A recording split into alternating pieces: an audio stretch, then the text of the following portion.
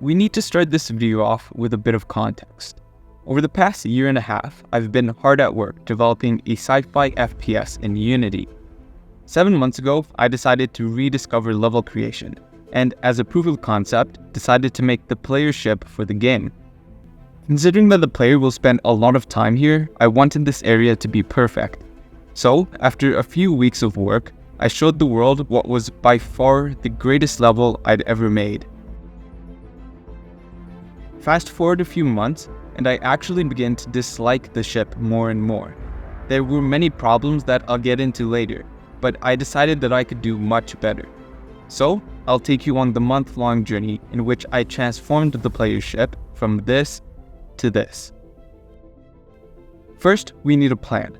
My original intentions were to basically just reskin the current map with more details and props. However, major problems with the layout forced me to completely scrap and restart the ship. On paper, I drew some concepts of a more compact layout, and with that, I was ready to bring it to life. I had 4 goals for this redesign. 1. Give the area a cozier vibe. 2. Overhaul the interactions, animations, and particle systems to bring the ship to life. 3. Use a more economical layout for the ship. And 4. Increase the complexity and detail. I began this process by changing the overall design philosophy for the player's ship. The original base can be thought of as a square. 4 flat sides with 90-degree angles. This shape was present in every room, most props, the walls, floors, and the ceilings. However, the new ship uses an octagonal shape, double the sides with cut-off corners. This makes a huge difference in perceived complexity and fits the style I was going for. With this design in mind, I created basic wall, ceiling, and floor prototypes, which were then used to create the rest of the blockout. You're probably not interested, but here's a quick rundown. The floor, walls, and ceiling are naturally meant to represent the 3 layers to the ship. The design starts at the floor. In many of my old levels, the floor was simply a white square, which meant that the levels felt empty and lifeless. I've developed 2 techniques to solve this. Firstly, instead of using a single color material, I instead use this grid, as it automatically adds complexity and scales to any shape I place it on. I've also begun to split the floor into pieces, which creates cracks in between that look really cool. With the good-looking floor, it's now time to add walls. Previously, I would do this by boxing the player in, but those walls looked flat and empty. In contrast, the new walls look great and add a lot more perceived complexity to rooms. Now, there's one last obstacle, the ceiling. I've previously just avoided this altogether by creating maps that are in the open, but this makes no sense for a ship in space. However, I will accept that I kind of dodged a bullet here. The big problem with roofs is that a lot of the natural light is cut off, and I hate how that looks. So, I decided that these rooms will incorporate a sunroof to ensure that things make sense while also looking good. I also added basic doorways to connect everything. Using these props, I finished the block out for the ship, including hallways, rooms, and whatnot. Next, I was curious to see what some nature would do to the ship, so I placed a bunch of trees, grass patches, and flowers around the center hub. I was happy to see that they looked as good as ever, so I quickly dotted them around the rest of the ship. Now comes the detailing and decorative part of level design. You can think of this stage as furnishing the empty house. I began by bringing all the old interactables into the new ship and placing them in their respective locations. Many of them were operating on bad and lazy models, so I spent a bit of time improving every one of them. For example, the old weapon equipping station looked like this. If you can't tell, it's basically just 3 squares. This time around, I decided to do it justice by creating proper weapon holders embedded into the wall. Each weapon was also given an outline to show that it's actually attached to the wall instead of floating. I underwent a similar process for many of the other interactables. I then went through each room, adding vents, random props, light models, and various buttons, dials, and switches. After tirelessly placing these props around the ship, I was able to achieve a basic level of uniform detail. At this point, I felt a bit tired of development, so I decided to just randomly rebrand the channel. If you're a returning viewer, you may have noticed the new profile pic and banner for the channel. I'm aware that the initials look like they spelled the word tug, so I'll probably try to make a logo at some point in the future. So the ship is starting to come together, and my vision is finally coming to life.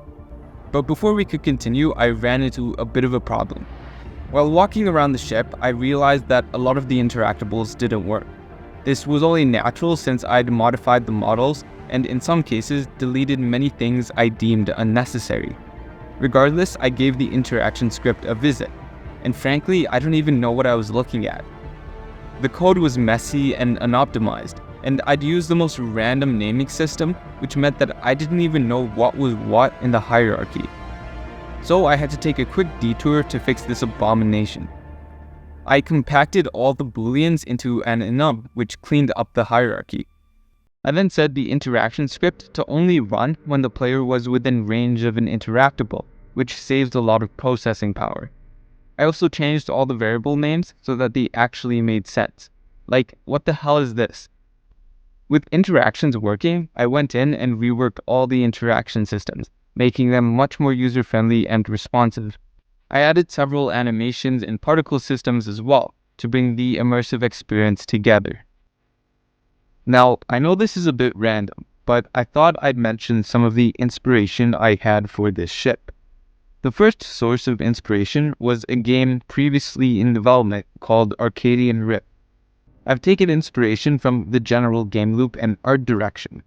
It's worth noting, however, that the project was cancelled after the developer was exposed for some bad things he did, which was definitely a shocker to me as I was a big fan of the project. My second source of inspiration is another indie game in development called High Point. I'm gonna be honest, the game is absolutely stunning, and they've released some of the best devlogs I've ever watched. For the longest time, I'd watched them develop features, and I loved the game even though they'd paid little attention to art. When their third devlog came out, I couldn't be more amazed when they showed off some of the art they'd been working on.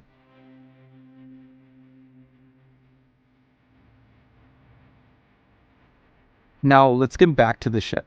After I finished the basic design for all the rooms, I took a step back to admire the ship, and this is what I saw. For the most part, I'd paid no attention to the exterior, and since a lot of the ship is white, it was almost invisible when in front of the skybox, which we'll talk about in a bit. In order to admire the ship, I knew I'd have to fix this. My plan for the exterior actually stemmed from the boarding pod I'd made earlier. Because I felt like it, I decorated the exterior, and to my surprise, it looked great. I then spent the next few hours applying the same exterior decorations to the rest of the ship, involving layers of panels paired with hundreds of antennae. While doing this, I made sure to provide the right amount of contrast between the black and white segments, while also using it to outline the ship from the outside.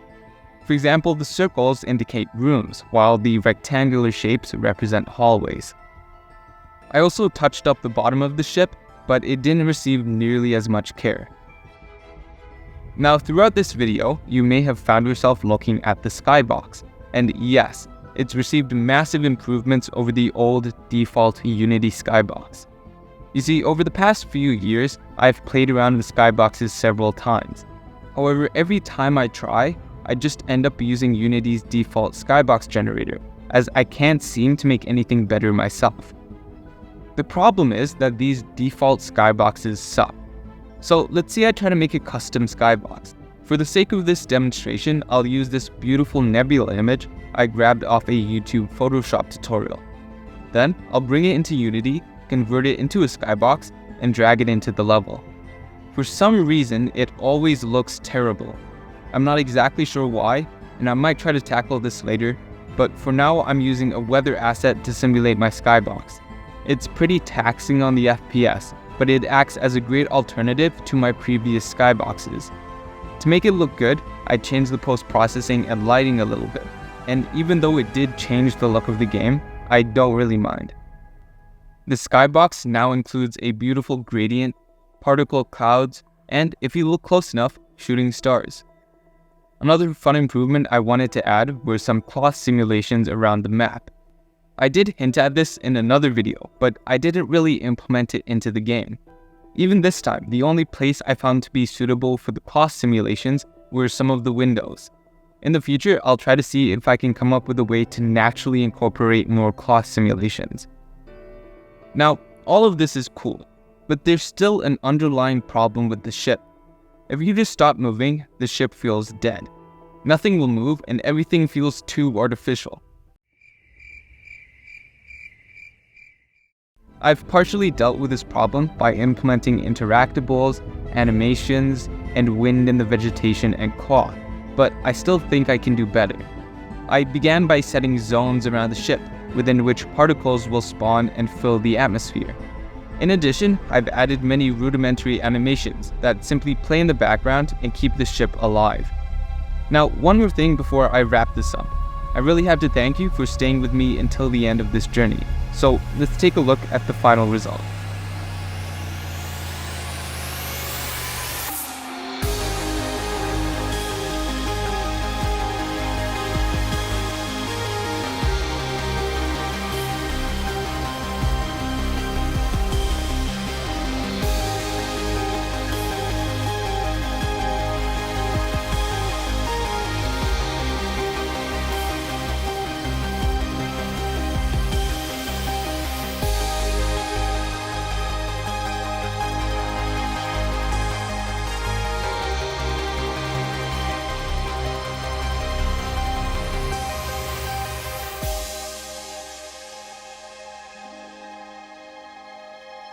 If you enjoyed this video, feel free to check out the rest of the channel.